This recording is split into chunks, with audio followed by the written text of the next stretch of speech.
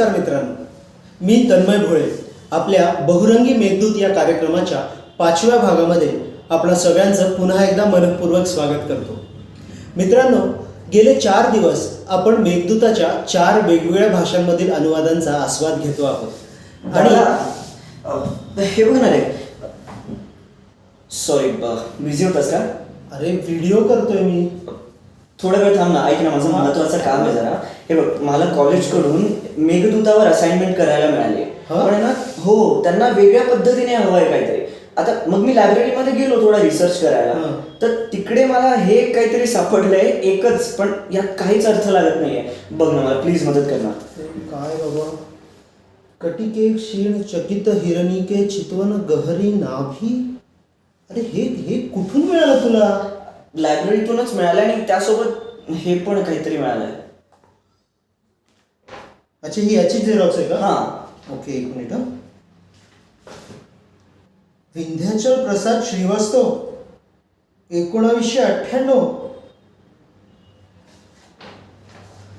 कटिके क्षीण चकित हिरणिके चितवन गहरी नाभी, छरहर बिंब अधर दातन के सजल नुकीला पाती. अरे हे मेघदूताचं भोजपुरी भाषांतर आहे. भोजपुरी? हो. म्हणजे हे जीला टॉप लागते. अरे भोजपुरी भाषेत काय भोजपुरी चित्रपटांमधली गाणीच असतात अशातली गोष्ट नाही. भोजपुरीमध्ये खूप सुंदर साहित्य सुद्धा आहे बरं का. हेच बघ ना, मेघदूताचं भोजपुरी भाषांतर सापडलंय मित्रा तुला. घे, कर असाइनमेंट. मित्रांनो, आज असंही आपल्याला एका नवीन भाषेतलं भाषांतर पाहायचंच होतं. अनायसे कल्पेश भोजपुरी भाषेतलं भाषांतर घेऊन आलाय. आणि सगळ्यात महत्त्वाची गोष्ट म्हणजे ते भाषांतर सुद्धा आजपर्यंत न झालेल्या कोणत्याही थीमवर आहे. हो, यक्षपत्नीचं वर्णन आहे ना ते. कटिके क्षीण चकित हिरणिके, म्हणजे कालिदासाचा जो श्लोक आहे, तन्वी श्यामा शिखरी दशना पक्व बिंबा धरोष्टी, त्याचं भाषांतर आहे. तर आपण आज कल्पेश सोबत भोजपुरी भाषांतराचा आस्वाद घेऊया. काय वाटतं? करूया, प्रयत्न करतो. बघूयात काय सापडतंय आम्हालाही आणि तुम्हालाही. चला सुरू करूया. कटिके क्षीण चकित हिरणिके चितवन गहिरी नाभी. कल्पेश, हा, नाटकात काम करतोस ना? असं वाचतोस नाटकात तुझी स्क्रिप्ट? अरे पण ती मराठी असते, ही भोजपुरी आहे. अरे भोजपुरी म्हणून काय झालं? हे बघ, समवृत्त भाषांतर आहे. म्हणजे मंदाक्रांता वृत्त जे मेघदूताचं आहे त्याच वृत्तातलं आहे. तुला मंदाक्रांत वृत्त येतं की नाही? तेच वृत्त आहे. वाच बरं. कटिके क्षीण चकित हिरणिके चितवन गहिरी नाभी. कटिके क्षीण चकित हिरणिके चितवन गहिरी नाभी. छरहर म्हणजे बारीक ना? शरहर म्हणजे बारीक, शेलाटी एकदम. ओके. छरहर बिंब अधर दातनके सजल नुकीला पाती. आता बिंब अधर म्हणजे ओठ, अधर ओठ. अधर म्हणजे ओठ. हा. आणि तोंडल्याचं फळ जे असतं, तोंडल्याची भाजी माहिती आहे तुला? ती पिकलेलं तोंडलं जर तू घेतलंस आणि ते तोडलंस तर जसं लालसर लालच असं दिसतं ना, तशी अधर असते. वा वा वा वा.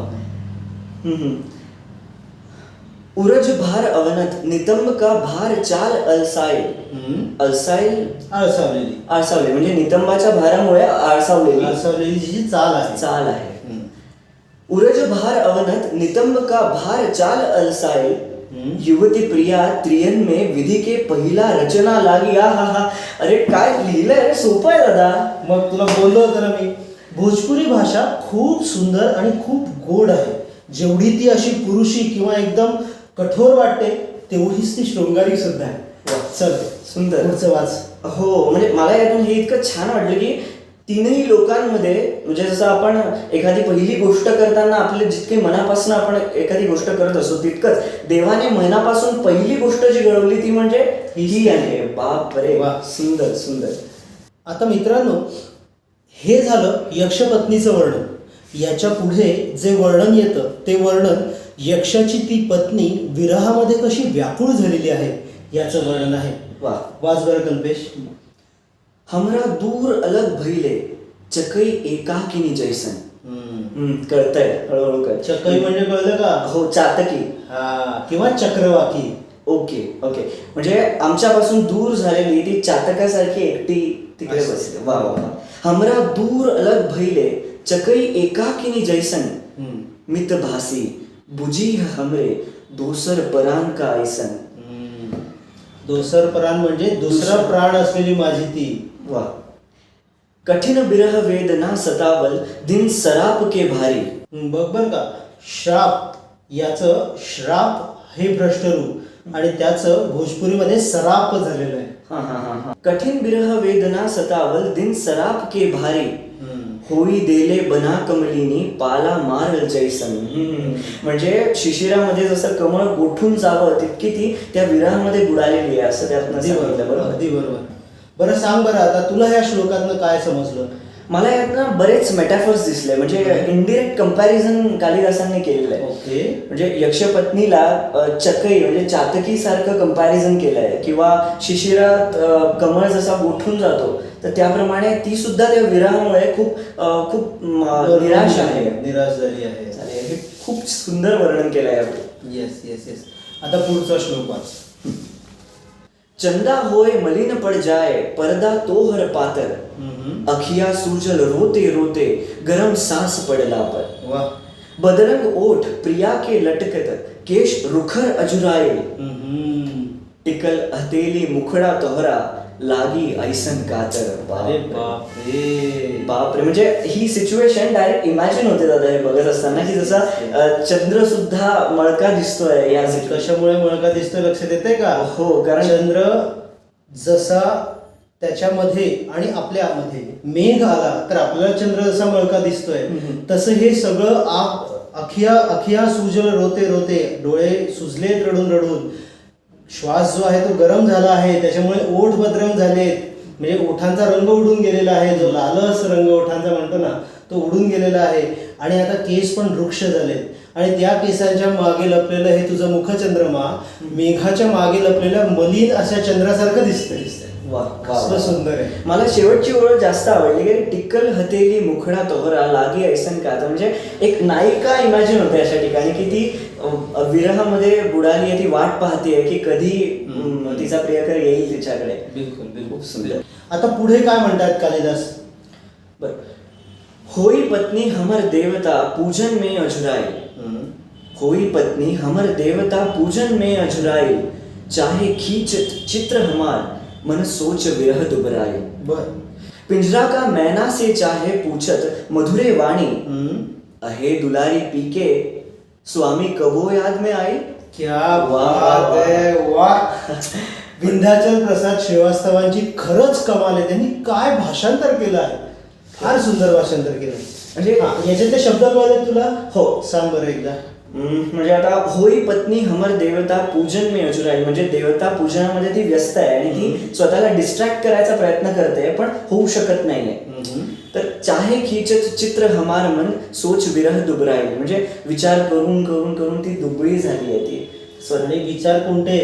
मनातल्या मनात ती माझं चित्र रेखाटते आहे आणि म्हणून दुबळी झालेली आहे विरहात असं यक्ष म्हणतोय. बापरे. किती इंटेन्सिटी वाढवून टाकली आहे विरहाची. खरंच खरंच खरंच.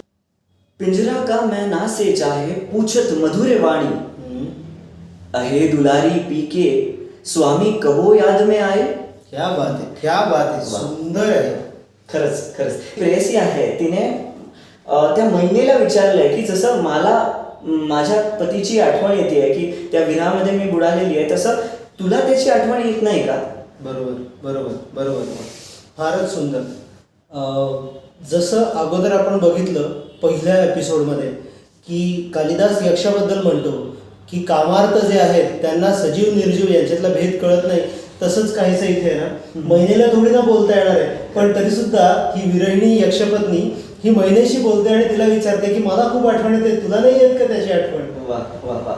म्हणजे यात हे पण कळतं की मुक्या जनावरांना सुद्धा भाषा असते आणि त्यांच्याशी बोललं तर ते सुद्धा आपल्याशी संवाद साधतात. हे असं एक आपण म्हणतो ना जहाना पोहोचे रवी वहा पोहोचे कवी. तर हे यातनं दिसून येतं की अगदी पक्षीनिशी सुद्धा ती संवाद साधते. बरोबर. वाच पुढे वाच पुढे वाच.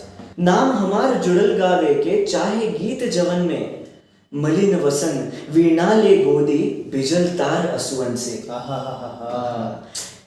जैसे तैसे मिला राग जे आपन रचल मनोहर.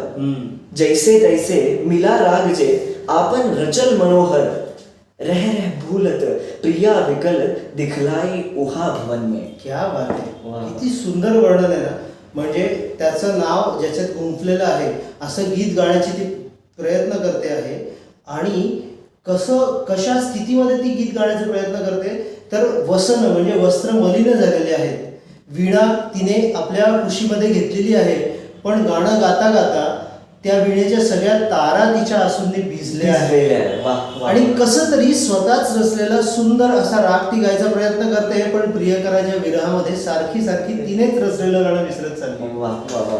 म्हणजे आपण इथे असं म्हणू शकतो की विरहाची इंटेन्सिटी सुद्धा कवीने वाढवत नाही. एक एक श्लोक आपण बघतोय ना, तशी ती इंटेन्सिटी वाढताना आपल्याला दिसते आहे. वा. बरं, आता पुढचं वाच. दिन वियोग के गिनत फूल पूजा पर जवन चढ़ावत. दिन वियोग के गिनत फूल पूजा पर जवन चढ़ावत. सजा सजा दहेरी द्वार पर आगम हमर मनावत. वाह वाह. वाह. म्हणजे ती एक एक फूल दारात ठेवून दिवस मोजते की विरहाचे दिवस मोजते आणि की किती दिवस झाले अजून सुद्धा प्रियकर तिला भेटायला आला नाही हे त्यातनं दिसून येतं. बीतल रती सुख सोच कल्पना लेत मिलन रस होई. बीतल रती सुख सोच कल्पना लेत मिलन रस होई. पिय वियोग में मिली विरहिणी ऐसे मन बहलावत. म्हणजे रतिसुखाची कल्पना करून किंवा तो आल्यानंतर किंवा तो असताना कसं रतिसुख मिळालं असणार याची कल्पना करून करून ती आता स्वतःच्या मनाला आनंद करून घेते आहे, मनाची समजूत घालते आहे. आणि अशा पद्धतीने स्वतःचं मन समजावून तिचा विरह जो आहे तो कणते आहे. वाह वाह, खूपच इंटरेस्टिंग आहे. फार सुंदर आहे. आणि जितकं वाचत जाऊ ना तितकं वेगळं काहीतरी सापडत जात आहे. असाइनमेंट नक्कीच सुंदर होणार आहे. तर मित्रांनो, अशा प्रकारे उत्तर मेघामधलं यक्षपत्नीचं वर्णन जे आहे ते पुढे जात जातं. आपण साधारण 5 ते 7 श्लोक बघितले आणि त्याच्यात भोजपुरी भाषेचा गोडवा, अलसाईल, अझुराईल अशा त्या क्रियापदांमधून आणि टिपिकल त्या बोलीतल्या काही शब्दांमधनं त्याचा एक बाज आपल्याला लक्षात आला. फार सुंदर पद्धतीने विंध्याचल प्रसाद श्रीवास्तव यांनी हे भाषांतर केलेलं आहे. या भाषांतरासोबतच आपण आजचा हा भाग इथेच संपवूयात आणि आपला हा कार्यक्रम देखील. तेव्हा या एका सुंदर नोटवर कल्पेश आणि आम्ही दोघंही तुमची रजा घेतो. परत भेटूयात असाच कोणता तरी नवीन प्रकल्प घेऊन, अशाच कोणत्या तरी नवीन काव्याच्या माहितीसह. धन्यवाद.